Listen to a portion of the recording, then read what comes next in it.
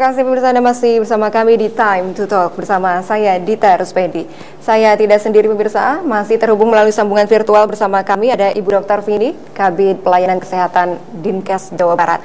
Pemirsa, kasus corona varian Omikron terus mengalami peningkatan jumlah ibasnya. Pemerintah segera mengatur strategi, termasuk diantaranya adalah menghentikan pembelajaran tatap muka secara sementara, karena telah dijelaskan pula tadi oleh Dr. Vini ya, mengapa Omikron lebih berbahaya. Salah satunya adalah lebih cepat penyebarannya. Lantas bagaimana penanganannya yang merupakan dalam jangka waktu lebih jauhnya? Kita ke Ibu Dokter kembali. Ibu Dokter, bagaimana? Apakah kita bisa memprediksi yang namanya puncak kasus varian Omikron ini? Varian Omikron ini sudah diteliti oleh para ahli, di mana itu kurang lebih berjalan antara 50 hari katanya dari sejak terjadinya kasus atau awal terjadinya kasus.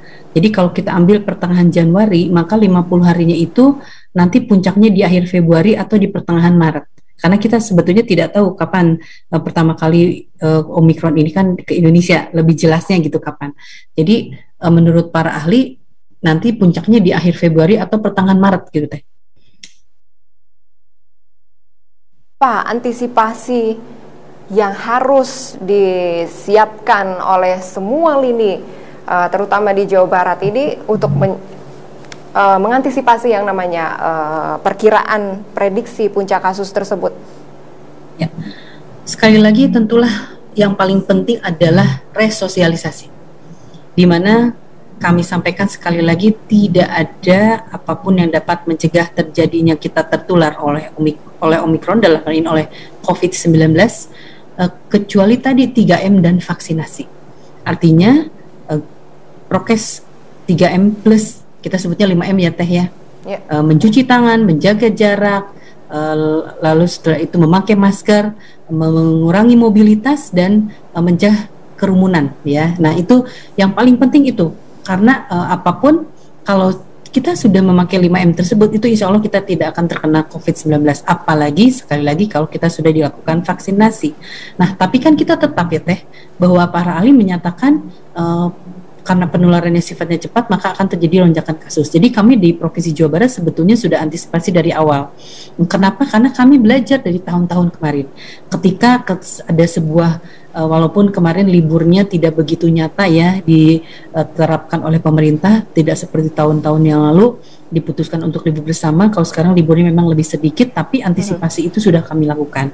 Jadi di awal-awal kami sudah, khususnya di Satgas Provinsi Jawa Barat itu sudah melakukan koordinasi dengan berbagai lintas sektor, kota kabupaten, ada rapat koordinasi. Malah kami dari bulan Desember sudah melakukan kegiatan itu. Apa saja yang kita lakukan? Salah satunya adalah penyiapan tempat-tempat yang akan memang nanti menjadi pusat pelayanan masyarakat seperti rumah sakit. Pak Gubernur sudah mengeluarkan surat edaran di mana bahwa untuk antisipasi terjadinya lonjakan kasus yang kemungkinan terjadi karena pasca liburan Nataru ini, maka kita harus menyiapkan fasilitas rumah sakit itu sampai 30% minimal dan 40% maksimal yang harus disiapkan oleh semua rumah sakit yang melayani COVID-19 ini di Jawa Barat ini. Baik. Jadi dari 388 rumah sakit, 40% begitu ya? Ya, kita tidak ada 342 rumah sakit yang sudah menyiapkan tempat tidurnya untuk COVID teh. Nah, kalau melihat dari bulan Juni, kapasitas maksimal kita itu ada di angka 22.000 tempat tidur di rumah sakit. Nah, sekarang dengan keterisian sekarang itu sebetulnya yang baru disiapkan oleh rumah sakit itu adalah 8 ribuan teh. Jadi memang kita sekali lagi belum maksimal, tapi kita sudah siapkan antisipasi itu, termasuk di dalamnya penyediaan obat ya, terus APD ya. Malah kalau Provinsi Jawa Barat itu teh dari dulu tidak menghentikan kegiatan antisipasi pandemi COVID-19 ini. Seperti misalnya dari dulu kita sudah punya hotline, mungkin Teteh pernah dengar ya, hotline konsultasi di Pikobar, di mana obatnya langsung dikirimkan kepada rumah orang atau pasien gitu ya. Itu malah duluan Jawa Barat dibanding Kemkes juga untuk program itu tidak kita stop dari mulai awal kita bentuk di bulan Juni.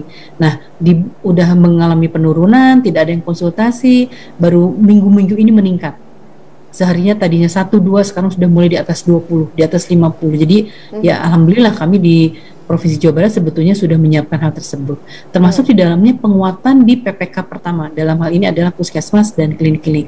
Di hari kemarin kami sudah mengadakan penguatan kepada teman-teman di puskesmas dengan mengadakan webinar, mengingatkan kembali bahwa apa sih harus kita lakukan untuk antisipasi lonjakan ini. Jadi penyiapan-penyiapan termasuk di dalamnya oksigen. Kita sudah membuat beberapa generator oksigen di beberapa rumah sakit provinsi. Lalu pos kibar kami punya di Jawa Barat itu yang pertama kali di Indonesia posnya oksigen itu di Jawa Barat pos kibar namanya. Ya, kami sudah bersiap, malah rapatnya itu dihitung kita sudah hampir lebih 80 kali rapat gitu ya. Tadinya setiap hari begitu turun kasus 2 minggu sekali kita rapat. Sekarang naik lagi seminggu sekali. Naik terus setiap hari lagi kita rapat gitu ya. Kita hitung gitu antisipasi untuk lonjakan kasus dan jangan sampai terjadi punten banyak kematian seperti di bulan Juni Juli tahun kemarin. Setuju. Terima kasih. Kami ucapkan untuk Ibu Dokter dan kawan-kawan ya atas perjuangannya selama ini. Kemudian untuk alur koordinasi sendiri bagaimana Ibu Dokter antara Dinas Kesehatan Jawa Barat dengan daerah yang tersebar di seluruh Jawa Barat, gitu kabupaten, kota, bagaimana? Ya. Jadi dalam penanganan pandemi ini ada beberapa alur koordinasi.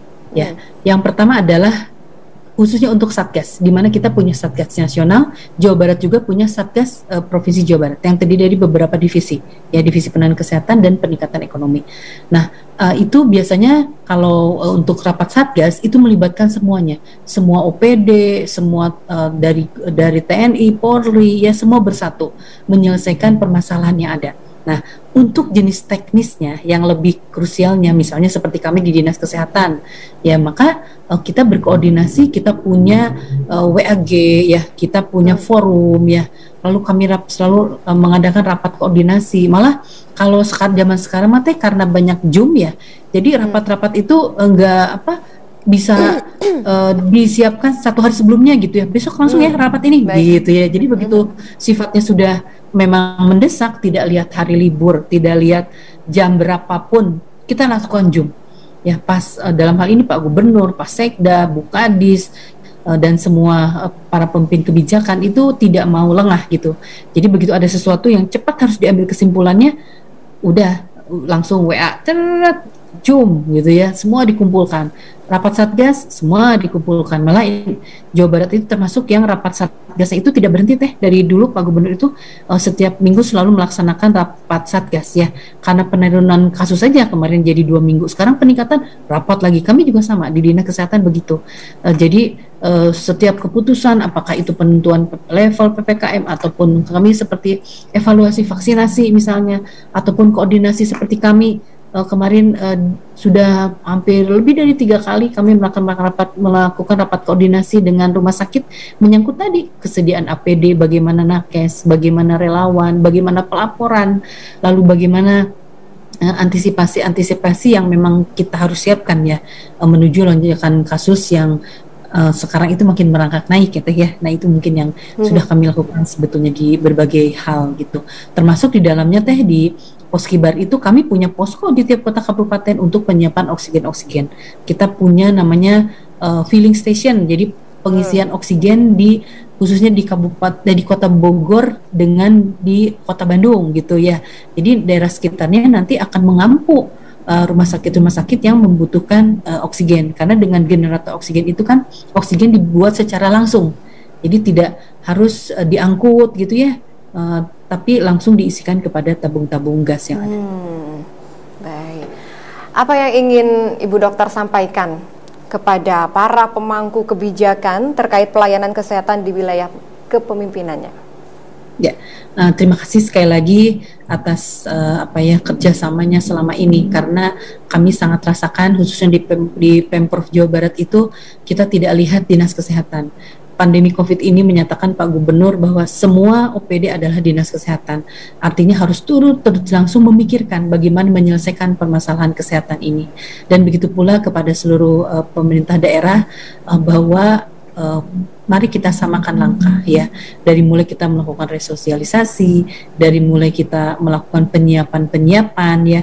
Memang kalau di awal tahun ada beberapa mungkin pembiayaan yang kurang dan sebagainya, itu mari kita lakukan sebuah inovasi, sebuah masukan, karena dengan kita bekerja sama itu semua persoalan akan selesai. Nah, untuk bidang pelayanan kesehatan, kami walaupun dari dalam hal ini dari Pemprov Jawa Barat sudah mempersiapkan antisipasi ya, tadi melalui adanya surat edaran ataupun kesiapan kami di dalam penyediaan obat-obatan, maka tinggal dikoordinasikan saja ketika memang kota kabupaten membutuhkan hal tersebut. Dan mungkin titip juga untuk menjaga para tenaga kesehatan di kota kabupaten, karena sekali lagi jangan sampai tenaga kesehatan yang terbatas itu nauzubillahimindzalik malah ikut sakit gitu ya, sehingga tidak bisa menulari tidak bisa melayani para masyarakat. Jadi memang lebih baik kalau kami di tingkat Provinsi Jawa Barat itu sudah diingatkan oleh Pak Gubernur ya, untuk menyiapkan hotel-hotel yang untuk tempat transit gitu ya, transit para tenaga kesehatan gitu, supaya tidak pulang ke rumah misalnya, istirahatnya dia itu sudah diinstruksikan oleh Pak Gubernur. Dan juga jangan lupa memberikan vitamin ya kepada tenaga kesehatan kita, dan jam kerjanya memang diperbaiki gitu, supaya kerja keras mereka melayani masyarakat ini tidak diikuti dengan angka kesakitan yang juga terjadi di nakes gitu mungkin. Setuju, itu adalah pesan untuk para pemangku kebijakannya. Lalu bagaimana pesan Ibu Dokter untuk masyarakat lebih luas, untuk yang baik yang sehat dan juga yang saat ini sedang menjadi pasien? Apa yang ingin Ibu sampaikan? Semua berawal bahwa lebih baik mencegah daripada mengobati. Itu yang ingin saya sampaikan. Dan dalam masa pandemi COVID ini, ingat tadi dua hal, bahwa tidak ada seorang pun yang tidak bisa terkena Omikron atau COVID-19. Dan walaupun tadi Omikron itu sifatnya ringan, gejalanya ringan, tetapi kalau menimpa orang banyak tetaplah akan mengeluarkan pembiayaan. Jadi kepada masyarakat yang sehat, yang sakit, mari kita jaga prokes kita. Itu mungkin yang pertama. Sekali lagi mengingatkan memakai masker, menjaga jarak, mencuci tangan, menjauhi kerumunan, dan membatasi mobilitas. Jadi kalau ada sifatnya kerumunan ya memang lebih baik jangan gitu ya. Ingat aja, keluarga kita kalau kena udah kita nggak bisa melakukan aktivitas sosial atau bekerja atau berpenghasilan. Itu yang pertama, yang paling penting. Dan yang kedua adalah mari kita lakukan vaksinasi. Jangan takut dengan vaksinasi, karena itu merupakan salah satu ikhtiar kita gitu ya, untuk tubuh kita supaya imunitasnya meningkat, bisa mencegah virus COVID-19 ini, dan nanti apapun jenis varian apapun gitu ya, itu akan lebih terjaga ketika kita punya imunitas di tubuh kita. Baik. Terakhir Ibu Dokter, apa harapan Ibu ke depannya terkait kasus varian Omikron yang saat ini sedang melonjak ya? Ya. Jadi gini Teh, ada sifat di mana ketika daya tahan tubuh kita mampu untuk mencegah terjadinya penyakit apapun, maka virus itu lama-lama akan hilang sendiri gitu Teh. Ya. Jadi ketika kita tadi menjaga 5M di vaksinasi, maka virus Omikron itu akan hilang sendiri Teh. Makanya kenapa terjadi puncak, kenapa terjadi penurunan ya? Karena ketika libur bersama ya, yang sebagai pemicu terjadinya kenaikan kasus, itu sangat saling berhubungan. Karena kalau ketika kita bisa sama sekali mencegah terjadinya penularan, itu maka tidak akan ada lagi kasus COVID-19 ini. Itu sebetulnya inti utamanya gitu Teh.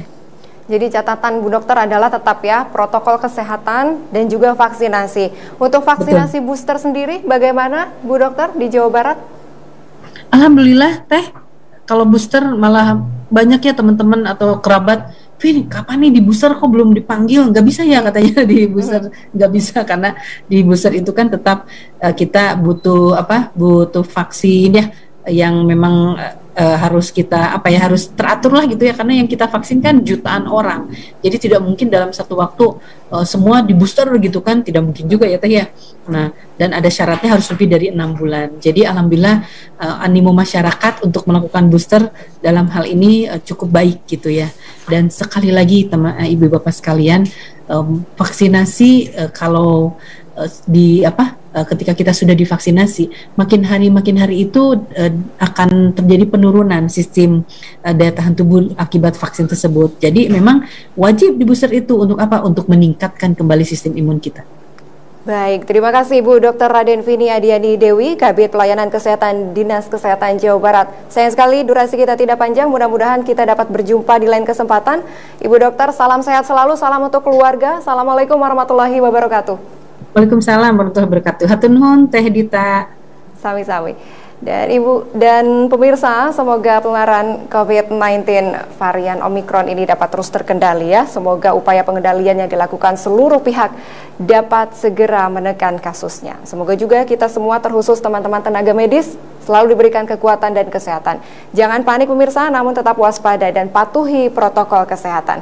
Saya Dita Ruspendi mewakili segenap tim yang bertugas mengucapkan terima kasih atas kebersamaan Anda.